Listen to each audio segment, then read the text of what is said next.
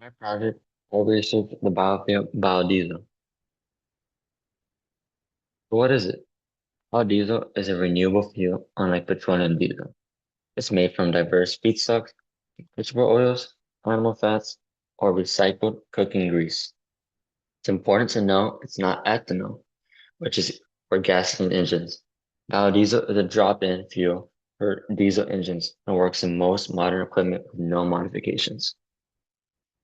In the US, the main source is oil from soybeans. This entire process starts with photosynthesis. Soybean plant act like carbon scrubbers, absorbing the anamorphic CO2 to grow. Plant converts solar energy and its captured carbon into chemical energy, which gets stored in the soybeans.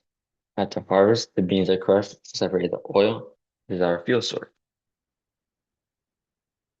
This is how it's made.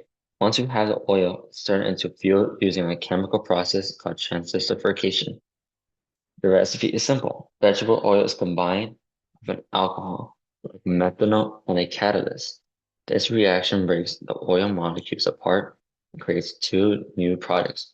First, biodiesel, a usable fuel. Second, glycerin, byproduct used in soap. What's the developmental status? Biodiesel is not a future technology. It is fully deployed and available nationwide today. It's most often sold as a blend. You see B5, which is 5% biodiesel, or the very common B20, which is 20% biodiesel.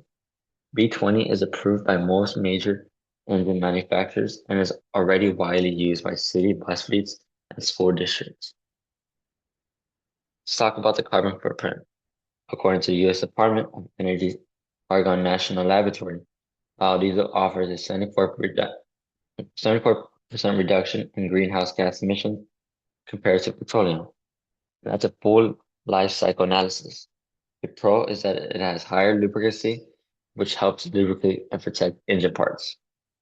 The con, however, is that while it cuts suit, it can slightly increase emissions of nitrogen oxides or NOx, a component of smog. The economic impact is also significant. 2024 study showed the biodiesel industry contributed 42.4 billion to the U.S. economy and supported over 107,000 jobs. And as of 2025, a new clean fuel production credit provides major incentives for domestically produced biofuels, which is a big boost for U.S. farmers. There are strong efforts to communicate these benefits. This is mainly done through partnerships between industry groups like the National Biodiesel Board and government agencies like the EPA. You might see clean diesel campaigns on city buses or hear about partnerships with groups like the American Lung Association, highlighting the public health benefit of cleaner air. That brings me to my analysis. The biggest drawback is the food versus fuel debate, also called land use change. The argument is that using soybeans for fuel raises the price. This can incentive farmers everywhere to cut down forests to grow more soybeans for food.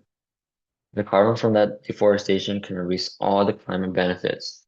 Because of this, my recommended next step is to shift focus to next generation feedstocks that don't use cropland, like leftover corn stalks or even municipal garbage.